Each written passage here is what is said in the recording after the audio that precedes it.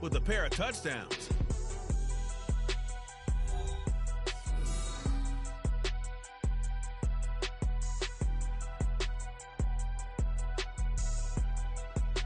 We welcome all of you to Nissan Stadium on the banks of the Cumberland River in downtown Nashville, Tennessee.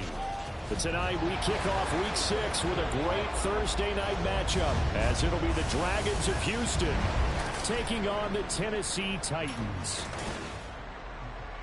With Charles Davis, I'm Brandon Gaudin. Charles, we take a look at this Titan Ball Club entering play. They were winners last time out, so they'll be looking, Charles, to make it 2 in a row. And what I enjoyed when I watched their game tape and their victory last week is they put it together in every phase. Good offense, good defense, and some key plays on special teams. Let's see if they can get that second win in a row. On the other side of the field for our visitors here, they're off to a terrific start, unbeaten at 5-0 through the first month and change. And you can hang a lot of this early success on their defense, too. They're the tone setters for these guys, and the entire team feeds off of what they do.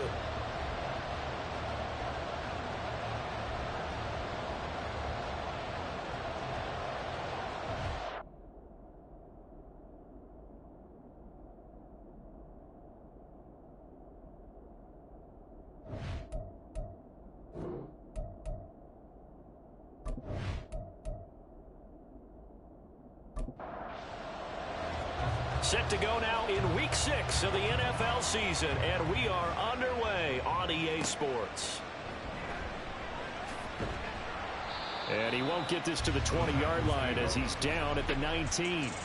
So here are the Titans now for their first drive.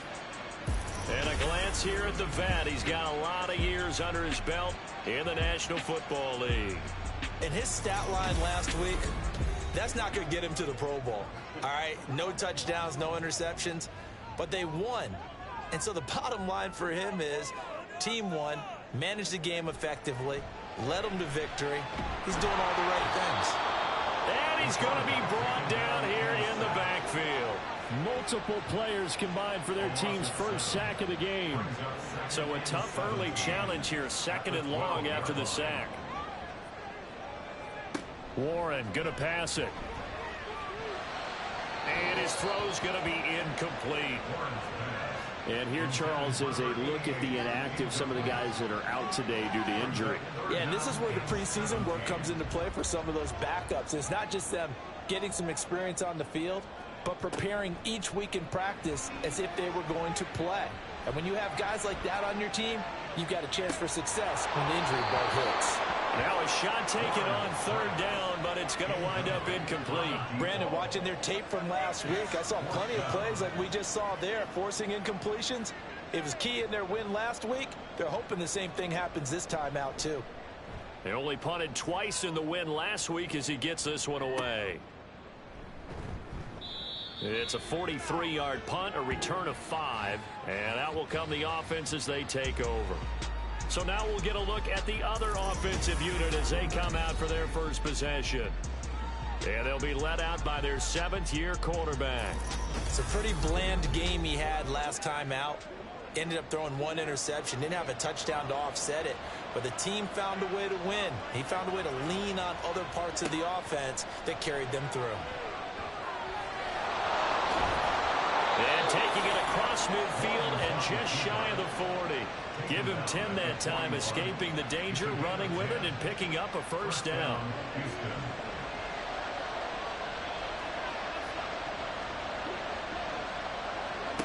From the shotgun, Lawrence.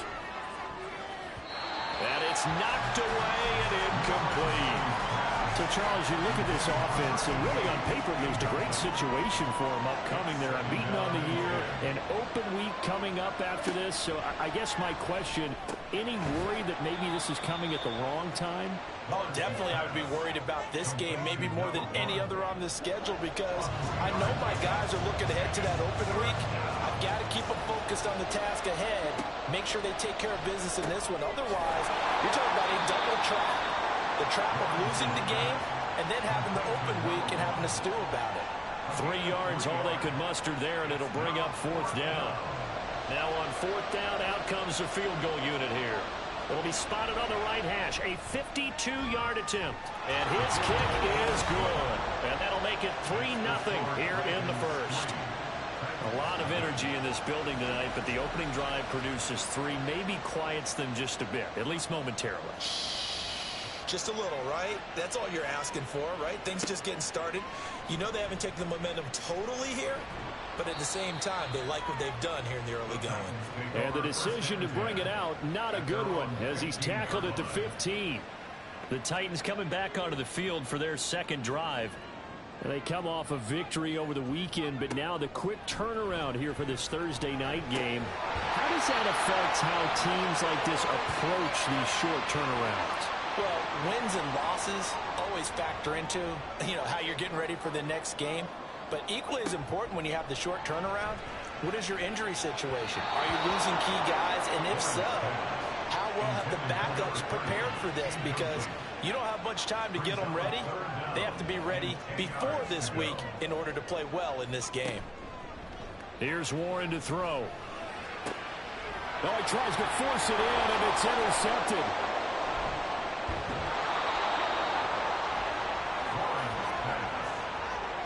So this is something we didn't see at all from this offense in the victory last week. That's a turnover. They didn't have any, but giving the ball away here in the opening quarter. I love the surprise in your voice because it's exactly what you stated. Didn't see it last week, but it was a key to their win. And it'll be a key to this game as well, protecting the football. Didn't get it done there. So now we get set to see Houston for their second drive of the ball game. Following the interception, they're set up nicely here, already inside the red zone, knocking on the door, if you will. 1st and 10. And now a throw on first down there, but it's incomplete. How about that? Red man coverage and decided to test him early. But it proved up to the task and forced the incompletion. And he's brought down just outside of the 10 at the 11. 4 yards the gain, and it'll bring up a 3rd down. They are in need of 6 yards here if they hope to move the chains. On 3rd down, Lawrence. Got his tight end. That's complete. It's Nash. Well, this is going to depend on the spot, but it's not a very generous one. He looks to be about a yard or so short. So now for the second time already here in this quarter, on comes the field goal unit. This a fairly straightforward 22-yard short attempt. And his kick is good. And that will make it 6-0. So the interception set him up with terrific field position, but 3 points, the end result. Yeah, we can make this one pretty simple, partner. You always want to end drives with points, but that's one that you're going to look back on and probably say, we should have done better there. From a yard or 2 deep, here comes a return. And only able to get this to the 19, so probably should have opted for the touchback. Here's Tennessee ready to begin this drive offensively. They've shown very little offensively to this point. Well, neither team has, really. And they come up here now, 1st down. Under pressure, and down he goes. It'll be a loss of 7 on the sack, and it brings up 2nd. Tremendous read and reaction by the defensive tackle. And frankly, partner, it's not that often the DTs have that type of easy access back to the quarterback. Never bought the play action fade. And pressure coming, and they got him once again. It'll go in the books as a 7-yard loss on the sack, and it's 3rd down.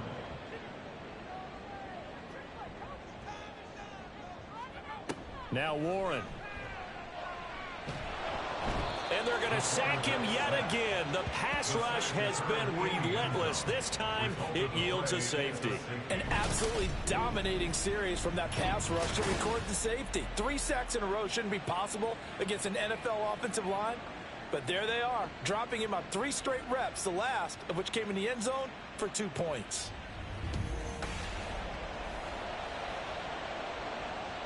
After the safety, remember, they also need to give up the football, and here's the free kick. Taken in at the 22. Houston set to take over. As mentioned, this one of the hottest teams in the NFL, riding that winning streak into this one, but now playing here on Thursday night. Do you think that this helps or hurts their momentum? Well, ordinarily, I'd say it hurts the momentum because now you get that short week. But when a team's playing as well as they are, It actually allows them to down focus and only worry about themselves and less about their opponent. So when you're playing well, you just worry about the things you're doing well and let the opponent deal with that.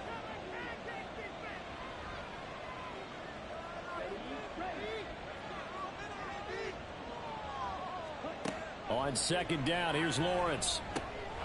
Firing quickly here, and that's complete. They'll wind up getting 7 on the play, and that'll leave them with a 3rd and just a yard. So they just need 1 yard here to pick up the first down. On 3rd and 1, it's Lawrence. Work in the middle of the field, and he's got a man complete. And getting this just shy of midfield, they'll spot it at the 49. Instead of a 3rd and 1 run, they go pass, and they get 12 yards out of it.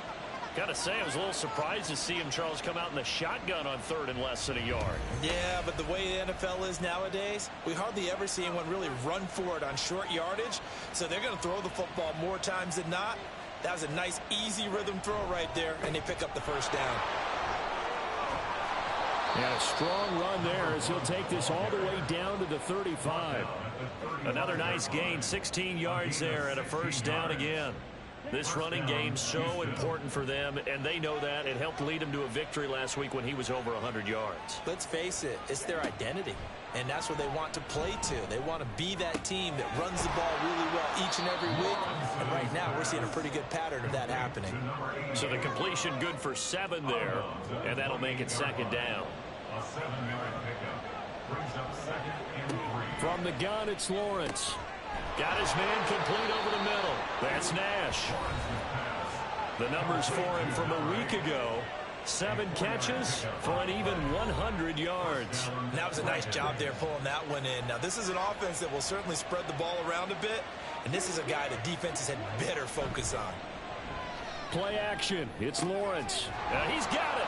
And they are able to stop him, but he does take it all the way to the 2.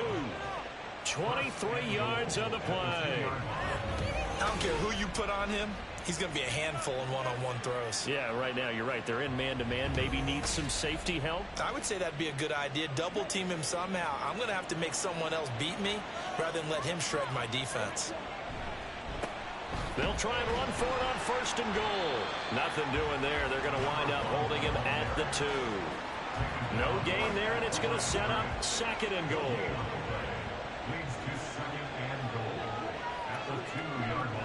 He'll try again. Trying to find a lane, but he finds nothing but defenders. Stop for no gain at the 2-yard line. This Titan defense, they just will not give in easily. Looking for another stop, 3rd and goal. They'll try to run this one in. And he gets into the end zone. Touchdown, Houston. A great effort there. His 12th rushing touchdown on the year. And the Dragons go up by 2 touchdowns.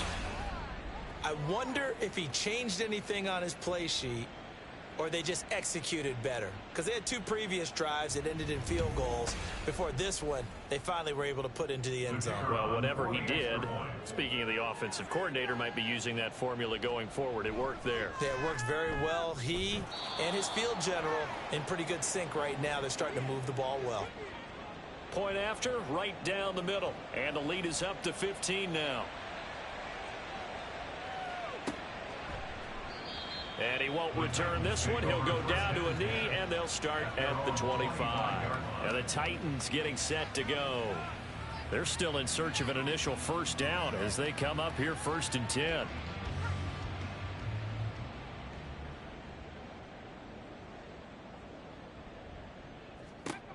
Throwing to start the drive. Warren. Nowhere to go here. He lost the football. Oh, one of the linebackers has got it. And they'll have a short field to work with inside the 15 at the 13-yard line.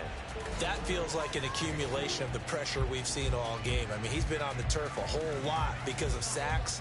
Eventually, something else happens as well, and this time it was a turnover. Yeah, caught up to him. Out comes the Houston offense as they get set to take over here. They've got the ball in a great spot here, already inside the red zone following that fumble recovery.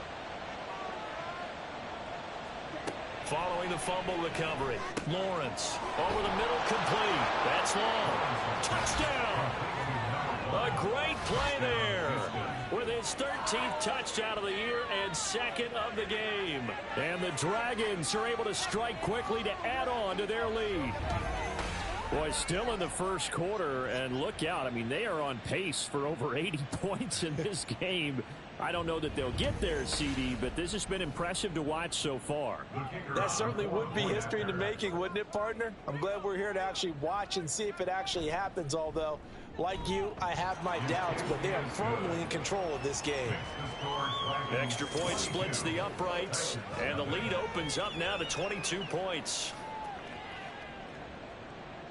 The kickoff unit is out on the field, and they will send this one away.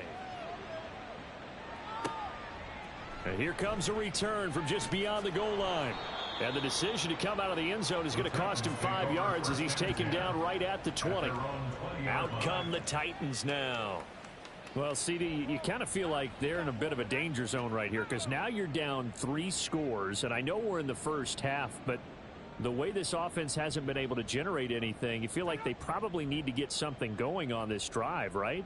Yeah, and sometimes I overuse that this is an important possession. But I think this has to be the possession where they come up with an answer because only a few teams in league history have ever come back from a 4-score deficit. And if they don't score here, that's what they could be facing the next time they get the ball. From the 26, they'll line up on 2nd and 4.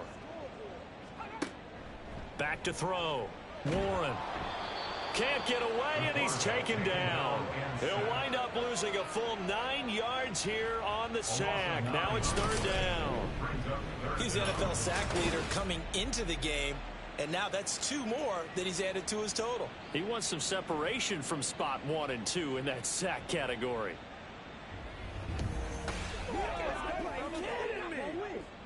And not an easy spot here. They'll be in search of 13 yards to try to pick up the first.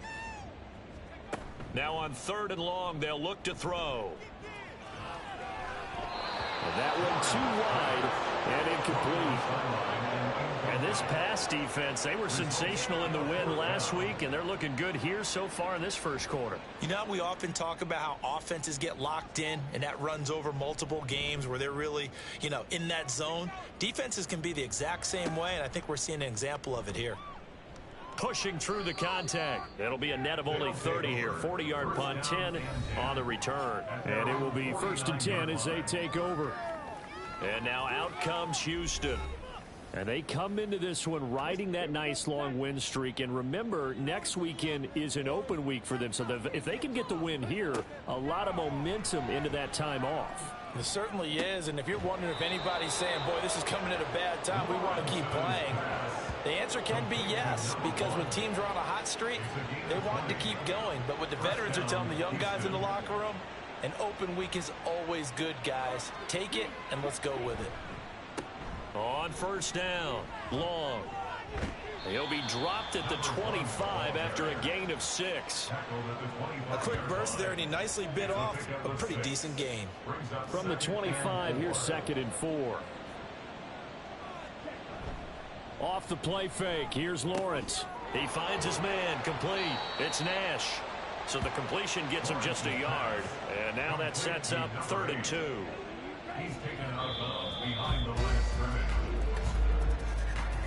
We are in for a good one as we're through one on EA Sports. Ready for the 2nd quarter, and it's our visitors with the football. The offense on 3rd down tonight, they've hit 2 for 4 thus far. This time they face a 3rd and 2. Lawrence. He finds his man, complete. That's Nash. Touchdown! A great effort there. His 4th touchdown on the year. And the Dragons are able to add on to their first half lead. On that 3rd down call, the goal was to get the ball to their tight end and pick up a 1st down, but he wasn't satisfied with just that. They got the 1st down. That was the gravy. He decided to take in the whole meal and rumbled in for a touchdown.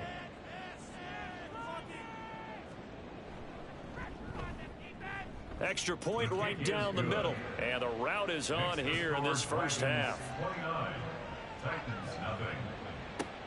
This taken in at the goal line.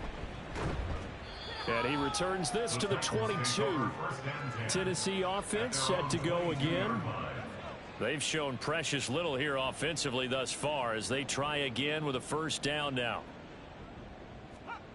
Throwing to start the drive. Warren throwing into traffic there, and that's complete.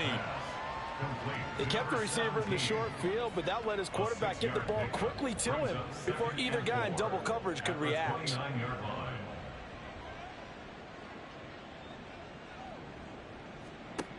From the 29, Warren. On the right side, this is Miller. And he'll lose yardage here, going down back at the 28. It'll be a loss of a yard, and that's going to lead to a 3rd and 4 coming up. Well, Brandon, we could see that play developing, and they were hoping that he was going to be able to put a move on the first guy and turn it into a big play. But no such luck. The speed on defense continues to get better and better in the NFL. Pretty nice example there of those guys being able to run from their assignments and finish off that play. Now the throw on 3rd down, knocked away and incomplete. On now is the Titans punter as he'll come on to kick this one away. He's been a busy man here in this first half as he gets it away. And a fair catch signaled for and taken just outside the 20-yard line. So possession goes over here on the punt. And they will take over 1st and 10. Houston's offense already at the line, set to get going. Sitting in first place in the division. They've got an open date on the calendar coming up next week. So, Charles, you and I were talking about this before the game. This one for them kind of has some extra importance. It certainly does, because if they can get the win here and pad their lead a bit or at least keep pace, then they can really kick their feet up and say a job well done at this point and not have to worry about ball at all until they're back in their facility, back in their meeting room, getting ready for the next game. Just a couple on the ground there, and that's going to bring up 3rd and about 6. 2 minutes gone by, 2nd quarter. Out of the gun, it's Lawrence. Able to find the open man. That's complete. And he'll be taken down, but he does have first down yardage. It's a 7-yard gain there, and it's good enough to move the chains. From the 34 now, here's 1st and 10. They go play action with Lawrence. And a quick throw here, that's complete. And he gets this up across the 35 before he's out of bounds. 2nd and 6. A gain of 4. It's now 2nd and 6. Here's Lawrence to throw. And his throw's going to be incomplete.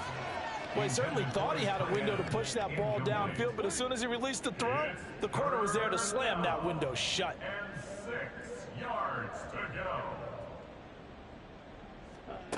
Here's Lawrence. Oh, he rifles one, and that's going to be intercepted. And the Titans are going to have great field position here as this is returned just shy of midfield. Well, he's certainly not been afraid to take some chances downfield. Now, look, it's paid off for him a couple of times.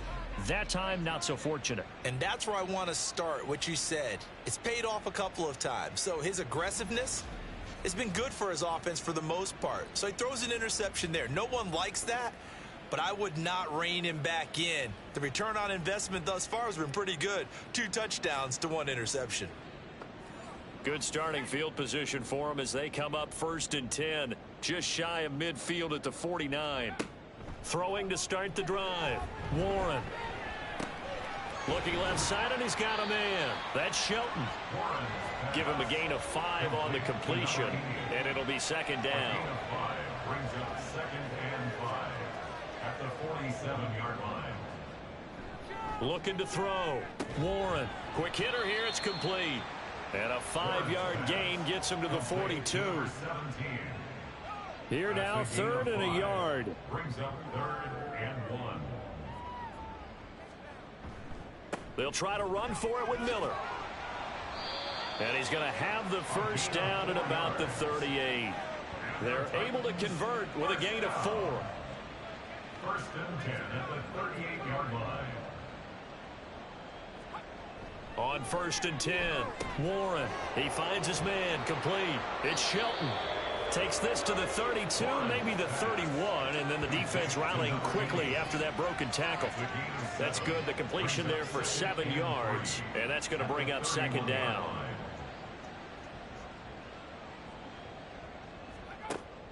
Back to throw. Warren got his man complete over the middle. It's Fisher. A gain of 5, good enough for the first down.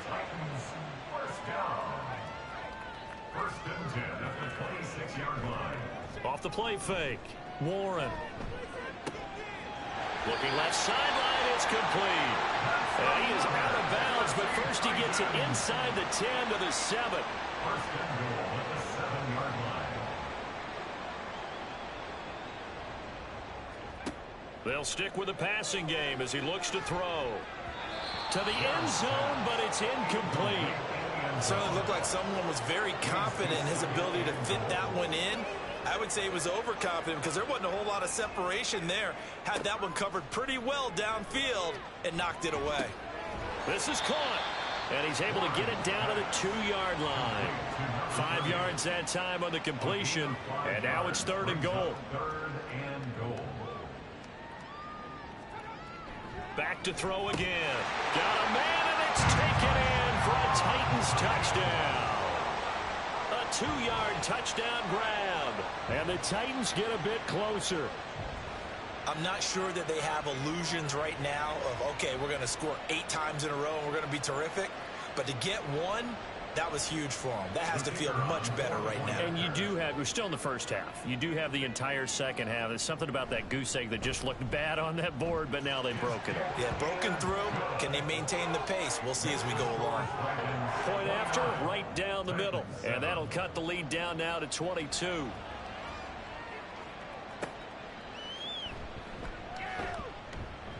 And some good special teams coverage as they bring him down just outside of the 15. There again is the running back as he trots onto the field. We're in the second quarter. They've got the lead. The lead, though, not so much because of the ground game, because of their air attack, Charles. So what they're seeing so far is the possibility of things loosening up later in the ground game. Through the air first, maybe they have to start respecting that even more as the game goes on, and then there will be running lanes to find later. Yeah, try to get him more involved here on this drive, maybe. They go play action now. Lawrence. Wide open receiver complete. And they nearly get this all the way to midfield. Mark him down at the 49. That one good for 26 and a first down. Let's just call it what it is. This has been a flat-out struggle for this defense all game long. They've really had a hard time slowing them down. And while I'm not big on speeches and guys jumping up and down, they might need their team leader on defense to get in their face right now and light a fire under these guys. They've got to start playing better assignment football and start getting guys on the ground. They try and run on first down, but this one going to lose a couple yards as they get him behind the line. And that's what I'd like to see out of this defense, a little fire, a little toughness. It hasn't been the best first half for them, but they did do a nice job there, forcing a loss on that play. On second down, it's long. Now he's going to get this all the way down inside the 35. That's how you get right up off of the mat, because on the last play, they stoned him in the backfield and dropped him for a loss. But he's the type of guy that scared me a little bit because he's not daunted. Just got right back up, showed some confidence, and picked up a first down with his very next run. The throw over the middle taken in, and taking it to the 15-yard line before he's brought down. Another big hitter there. This one good for 18. Line of scrimmage, the 15. It's 1st and 10. Now a handoff up the middle. Long. And they get to him quickly here as he stopped right around the 13. 2 yards on the carry there. It'll be second down. That's a good play by the guys on the defensive side of the ball. Held him to a gain of 2. And that changes the playbook a little bit now for the guy calling plays. 2nd and 8. Now he's got to probably think about going to the air instead of maybe staying with the ground game. Now Lawrence to throw on second down. And that one going to be off target and incomplete. His back has been a dependable safety valve all game, so he went back to him when his first read was covered. Just unable to connect, so the play results in no gain. Now Lawrence. Touchdown! from 13 yards out as his guys are able to push that lead out a bit further.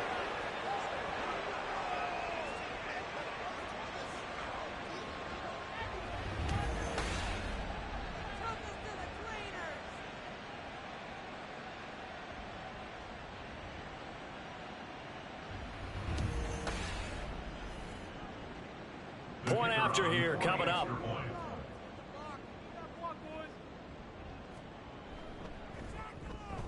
And that'll push the lead up to 29 now. So that drive goes 8 plays. And the result, a Houston touchdown. From a couple yards deep, he'll bring it out of the end zone.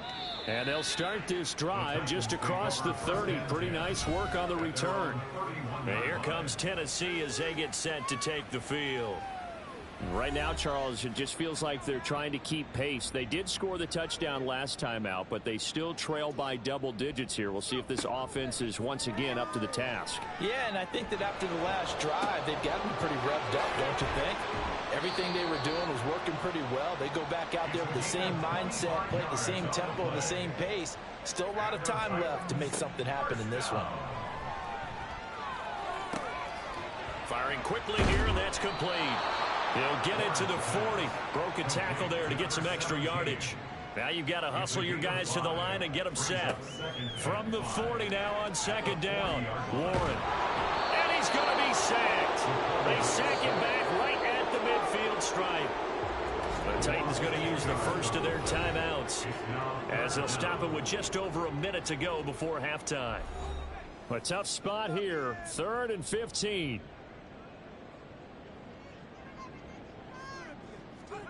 From the midfield stripe, they'll look to throw. And an incomplete pass. That'll stop the clock here with just under a minute to play in half number 1. Some of the fans here don't seem too happy about what we've seen in this first half. No, not at all, and I understand why. They've looked lethargic, out of sync, and it shows on the scoreboard. And this one hits at the 1, continues on into the end zone for a touchback. Getting set to go again as we look at the back heading onto the field again. And it may just be the second quarter, but he's in his zone well on his way to eclipsing that 100-yard mark. And when a back has a game, as we're witnessing right now, his name's going to be in the books, but it's really a collective deal, isn't it? Because that means he's getting plenty of blocking, a lot of help from his teammates, but he's making the most of it. Yeah, he's made the most of it to this point. A gain of 11 to kick off the drive, and it's a quick first down. First down, Dragons. Now Lawrence to throw. He finds his man, complete. It's Nash. And they get him down, but not before he takes it across the 40-yard line. Back-to-back good plays have him on the move on first down.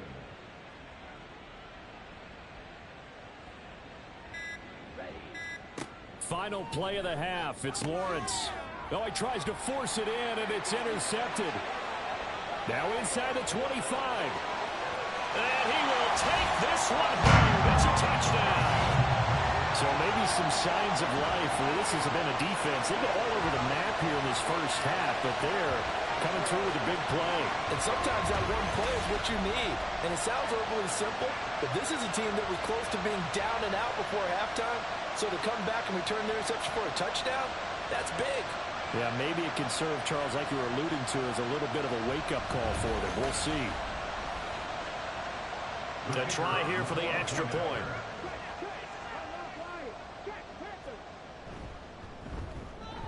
And that'll cut the lead down to 22. So we reach halftime in what's been a fairly one-sided game so far. As we'll send you down to Orlando, and we check in with Jonathan Coachman for our EA Sports Halftime Report. Coach. Okay, Brandon, thanks very much. We'll get back to you and CD in a minute. First, it's time to take a look at what we've got coming your way this weekend in the NFL. In the early window, we'll have our eye on that game in Jacksonville. The Jaguars going to need to be on their A game as they'll have to do battle with the Denver Broncos. Out on the West Coast, more good stuff in the late afternoon as we'll be watching the game at SoFi Stadium. Well, it will be the Chargers taking on the Atlanta Falcons. And finally, Sunday Night Football. they've got a good one lined up between the Baltimore Ravens and the Kansas City Chiefs.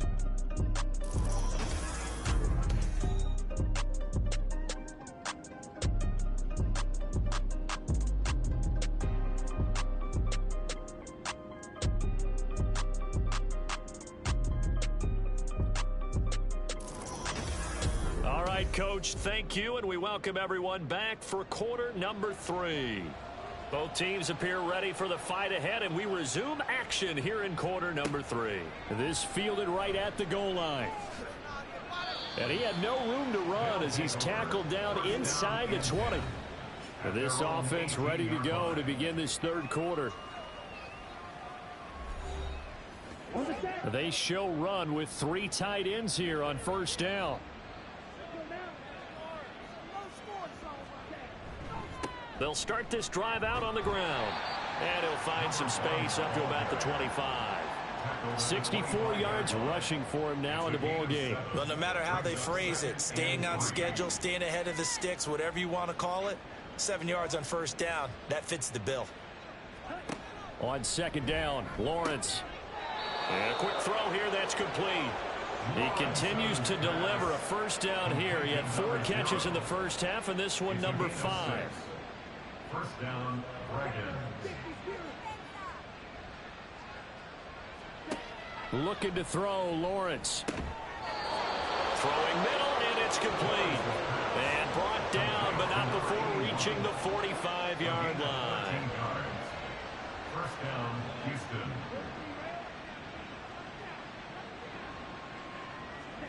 And they'll throw on first down with Lawrence.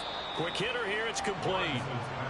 That'll go for a gain of 7, and it'll be second down. 7-yard pickup brings up second and 3 at the Titans. Lawrence going to throw again. Firing quickly here, and that's complete.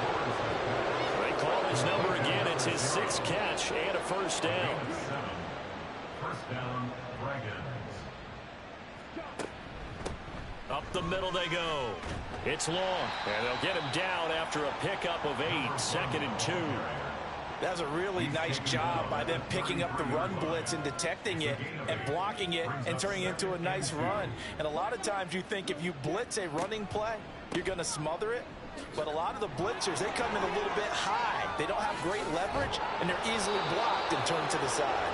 And they'll have it in the red zone before he crosses over out of bounds. It's a pickup of 17 and a first down. Looks to me like maybe there's a little attrition setting in with this drive, because when you see that type of a run, I get the feeling the defense getting a little bit tired. And that's the last thing they need, especially when they look up at the scoreboard. So first and 10, and if they score on this drive, might have to start digging in our second half blowout material. They'll keep it on the ground. It's long, and this time they were ready for him as they'll stop him right at the line of scrimmage. Here's second and 10. Brings up second and 10 at the 17-yard From the shotgun, Lawrence. And this one's incomplete. They don't get the hook up there, but you really have to marvel at how precise he's been throwing the football these last couple weeks. Oh, that's the perfect word for it, precise, because if you're at 70% or better 2 weeks in a row, you have a job as long as you want one. Well, that's the 3rd interception for Lawrence.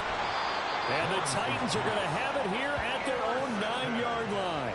So it was a drive that had real promise here to begin the third quarter, but ultimately derailed by the INT. And that was the position you wanted to be in, coming out to start this third quarter, get a nice drive going, looking for the end zone. Possibly got a little bit too greedy right there. The Titans offense gears up for their first possession of the second half. They got the ball now following a big play, keeping the other guys out of the end zone. Now they'll start deep in their own territory, first and 10. Here's Warren to throw. He finds his man, complete. That's Shelton. So the completion results there in 9 yards. And it'll bring up a second and short. Brings up second and a yard at the 18-yard line. Now Warren. Throwing left sideline there, but it's incomplete. And that's the knowledge you gain from being in this league for a long time. He's learned the hard way when to give up and fight another down. And that's a smart move to throw it away. On third down, Miller. He's not going to get there. That won't even be close. It was blown up in the backfield. Nothing doing on second and third down after that 9-yard gain on first. But these guys are going to chop into that deficit. They're going to have to do a much better job in the run game. Caught behind the line of scrimmage, no yardage to be found. On now is the Titans punter, standing just outside his own goal line. Taken at the 37. 43 yards on the punt, 7-yard return. A look at the running back, the man out of the backfield as he gears up to go again. He's had a good performance, moved the ball effectively on the ground. Of course, he has the 1 touchdown. And when you're able to move it as effectively as you've described, that leads to finding a way into the end zone, and now he's just trying to do it for a second time. And, of course, with that comes additional yardage. Yeah, looking for additional yardage, and again, that second score here in the third quarter. Now here's a pass on first down that's knocked away and incomplete. I see the surprise in your face there, partner. That is a rare incompletion from him. He's been on point this entire game. He has percentage completion-wise way up, not that time. Now Lawrence. Got a man over the middle, and it's complete. 75 yards receiving for him now. It's a first down. This offensive game plan has just been sensational. I mean, when you think about all the different ways they've gotten their receivers open so far, it's really been impressive. Scheme, design. Gets through, and now an opening.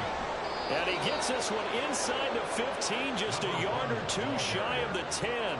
118 yards rushing for him here as he starts to draw closer to a 1,000-yard campaign. Pretty explosive run on that inside handoff, and when you're a runner of his caliber, you don't need a big crease. You really don't, but also what we're seeing is an offensive line that's taking charge at the point of attack, aren't we? Not only are they controlling the initial contact, they're actually utilizing what they call the strain, the next 2 to 3 seconds to continue to move people. Lawrence. And got his man. It's caught. Touchdown, Houston. An 11-yard touchdown.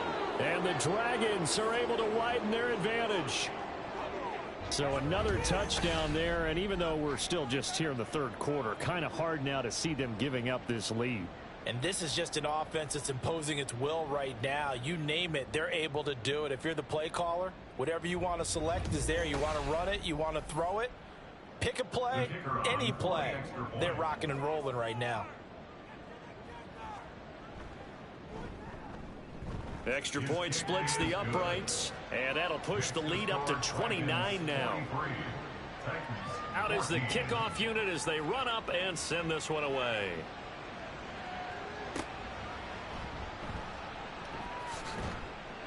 And good coverage there on special teams as they'll get him down shy of the 20. Here's the Titan offense now as they make their way back onto the field. Well, we haven't exactly been treated to a nail-biter in this one, CD, and if they cannot score here, this one's pretty much all but over. Are you saying that you feel like people are starting to think about getting out of here and maybe beating the traffic in order to get home or to their final destination? Yeah, I don't think there's a whole lot of reason to hang around, especially if they can't score here. Yeah, you're right about that because it has been pretty clear who the better team has been in this one. And in a league that we talk about every game being a one-score game as we go into it, watching this blowout, let's just say it's been unusual. First and 10 at the 41-yard line. A first down carry now for Miller. And that play going absolutely nowhere as he's belted before he could get out of the backfield. Call it a full 3 yards in the wrong direction there. Brings up second down. Warren going to pass it. In trouble, and he's taken down. It'll go as a loss of about 6, and now it brings up third. Well, this has to count as a great team effort today, but this man, he's been at the center of all of it. Really special day for any defense to have this many sacks in a game, even more so for this player. One of the best individual efforts of the season. It's a 15-yard pickup, but it'll lead to a fourth down. I think that we all figured when he caught it that short of the marker, that the defense almost relaxed and said, we've got this covered. And then all of a sudden, space to run after the catch. And now they're screaming, somebody get him down. Fortunately, they got to him and forced the 4th down. There again is the running back as he trots onto the field. He's been a good workhorse. I know we use the word workhorse a lot, but he's been a good workhorse for him in this one. No doubt about it, and there's nothing wrong with that. That's what you're looking for if you're a back, because that means everything's come together for you. Big guys up front have created space. You've run through it. You've probably gotten some help even from the wide receivers who want to catch passes as opposed to block, but they're helping out too. Yeah, everyone's pitching in. He's had a good game. Brings up 2nd and 7. On 2nd down, here's Lawrence. He's got a man. That's caught. Left sideline. And they nearly get this all the way to midfield. Mark him down at the 49. 36 yards on the play. There's no doubt in my mind that not many guys in this league have had the impact that he's had here in the first half of the season. He's been a big play guy from the word go and continues to be one with another one right there. The big play has him all the way out near midfield for a 1st and 10. Now a handoff up the middle. Long. And maybe a measure of revenge there. He's had his way in this one, but this time they get him behind the line. And now it looks like we're going to get a timeout here. We've got a man shaken up. While they come out and take a look at him, we will step aside for just a moment. On 2nd down now. It's Long. And for one of the first times tonight, he's going to be held up at the line of scrimmage. Officially nothing on that one, no gain, so they're left with still 10 to go on 3rd down.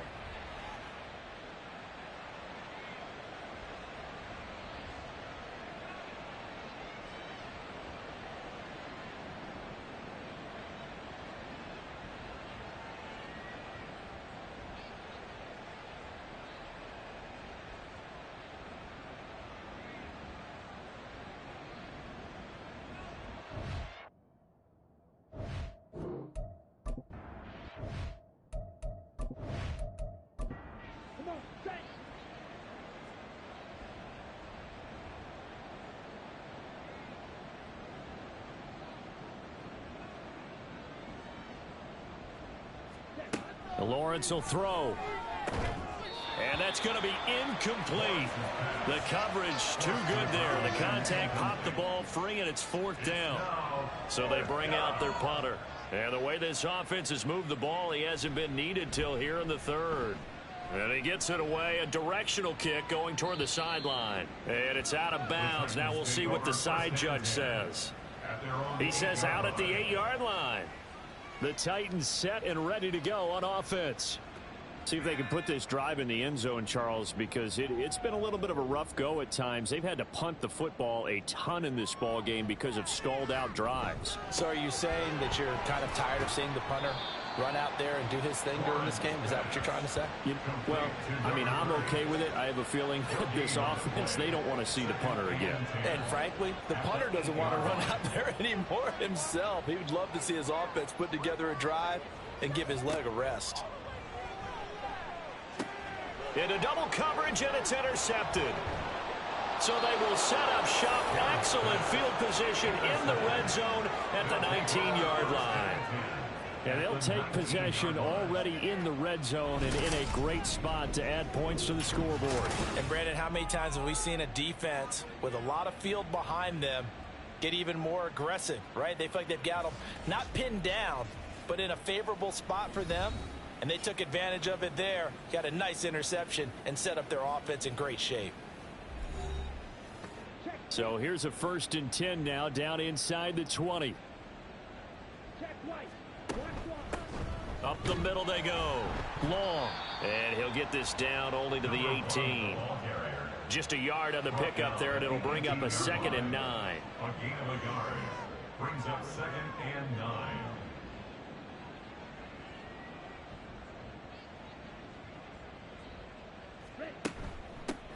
They'll keep it on the ground.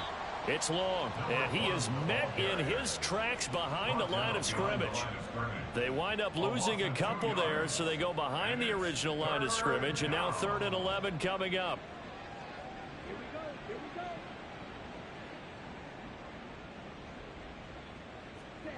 On third down, Lawrence. And he's in. Touchdown, Houston. Taking it in from the 20. And the Dragons are able to extend their lead in the final seconds of this third quarter. Extra point right down the middle. And the lead grows even larger here in the third quarter. 1 quarter remains here in this Thursday night matchup. You are watching the NFL on EA Sports.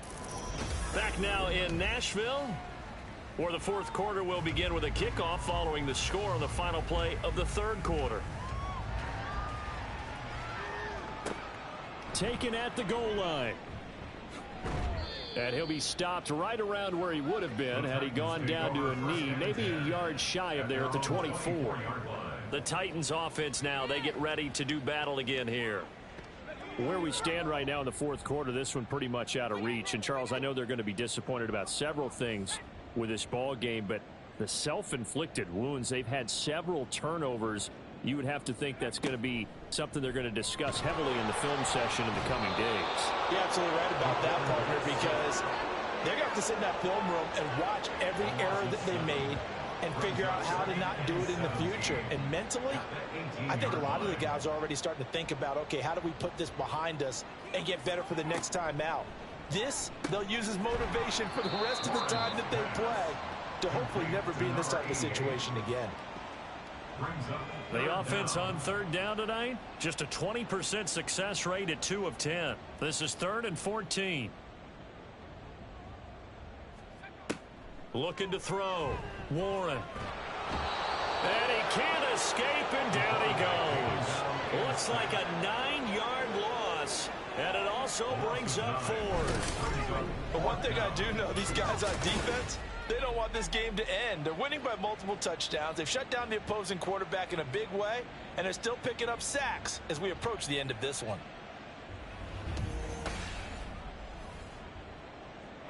On now is the Titans punter as the drive goes backwards, so he's on to punt it away. It's fielded at the 45. Nice punt, but good work on the return to get back 11 yards. And this offense, they're going to have excellent field position. They take over with a 1st and 10 on the short side of the field. Houston set to take over. And right about now, heck, they might be wishing they did not have a bye week coming up next week. It appears they're going to go into that week off in high spirits as they've got this one well in hand. And he's got it to about the 40. He's tackled at the 40. Ball on the 40 now. Here's 2nd and 6. They'll send a receiver in motion to the right. Now they show jet sweep, but instead a run up the middle here. And he is going to get this close to the first down markers. He's brought down at the Titans 36. Call it a gain of 5 there on the run, but they'll remain a yard or 2 short here with 3rd down coming up. Back to throw. Lawrence work in the middle of the field, and he's got a man complete. And he'll be taken down, but he does have 1st down yardage. A strong 8 yards will keep this drive rolling. He's been the go-to guy. They needed a big play there on 3rd down. Went his way. It worked out. Doesn't matter whether they scouted it or that they think he's going to get the ball. He has a knack for finding his way open and completing the connection. Now Lawrence on 1st down. And a quick throw here. That's complete. Only able to gain a couple there. And it's 2nd down. Brings up 2nd and 8 at the 26-yard line.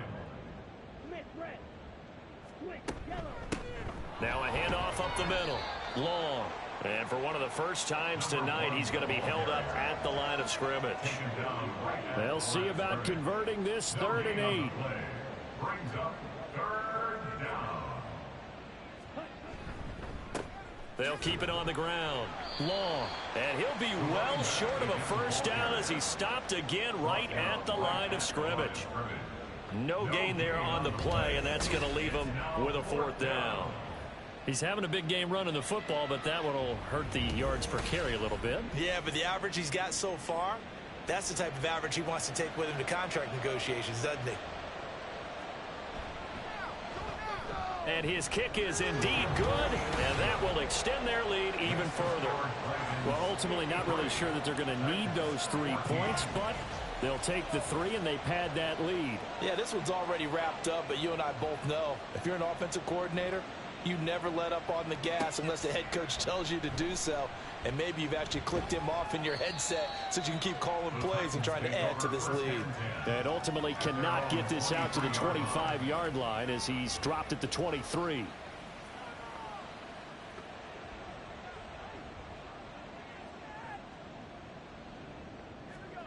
Throwing on first down. Warren. Pressure comes and down he goes. They'll wind up losing 8 on the sack there, and it's second down.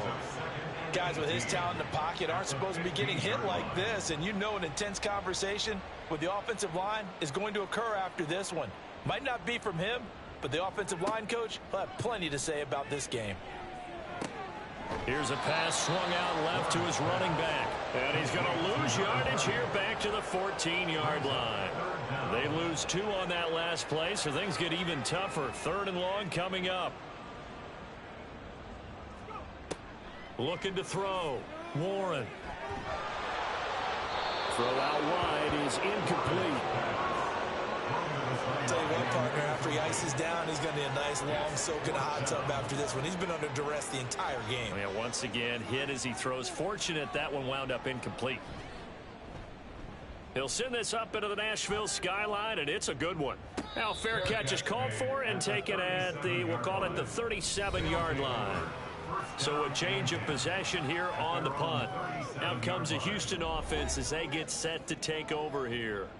You just kind of feel for the defense right now. This deficit, they have not been able to stop them the entire game, Charles. And some hands on hips, some long faces out there on the defensive side. They're like, oh, my gosh, we got to face these guys again here. Yeah, people don't understand how hard it is when you're on the side that's being dominated to keep your head up and continue to play hard. And that's what they're going through right now, trying to find that pride inside of them to allow them to continue to fight, even though they are down huge in this game. They'll come up now, 3rd and 3.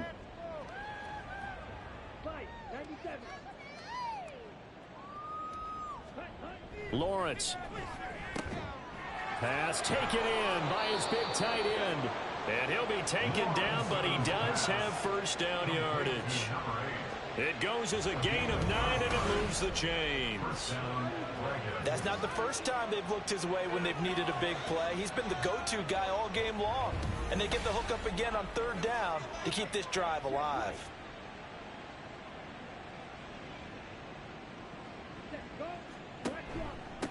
They'll run on first down.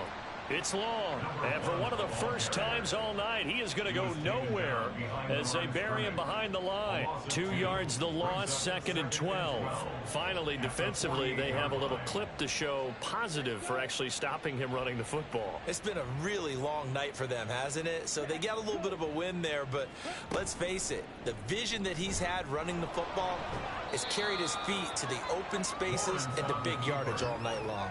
He's able to call his own number for 8 that time, but it leaves him with a 3rd down.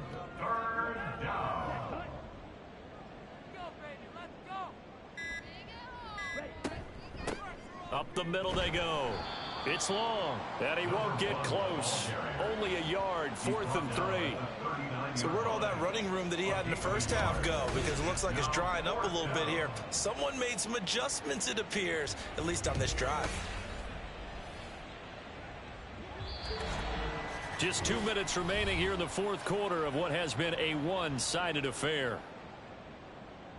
So it's our visitors with the football as we get you reset. They've got a 4th down here in a game that looks to have been decided already. They get this out quickly to the left side. And he'll be taken down, but he does have first down yardage. A gain of 4 yards. First down, Houston.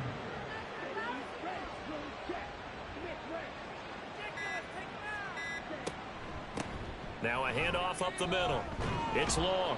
And this will be a gain of 5 as he gets it to the 30. I like the call there because that was one to take time off the clock and get them closer to getting out of here with a W. In the mind of the play caller, all you want to hear is tick, tick, tick. On second down, it's Long, and he's down into the red zone at the 15 after a gain of 15. 1st and 10. Well, that's a carry they have to be satisfied with, and throughout this game, they've been satisfied with what he's given them. Whenever they've needed a big run, a first down, he's the guy they've turned to. And it doesn't matter what the defense thinks. They feel like they've got the confidence to keep handing it to him and keep picking up good yardage. Well, partner, under the lights in primetime, this offense, they gave the nation quite a show, putting up that many points to come away with what will certainly be a memorable win for them. And, Brandon, I think it's as simple as this. Some players, some teams, they're just meant for the big stage. And when they get a chance to play in this type of atmosphere where all eyes are on them and all the lights are shining brightly, they show up and they show out. So for Houston, they remain as hot as anyone, 6-0 now through the first month and a half. And they'll be able to enjoy this one through the bye week before they get back at it again. Meanwhile, for Tennessee, the loss will drop them to 4-2 on the year. And they'll get a chance to redeem themselves at home next week. So for Charles Davis and our entire crew, I'm Brandon Gaudin. Next game, guess what? Charles and I will be here again. It's the NFL on EA Sports.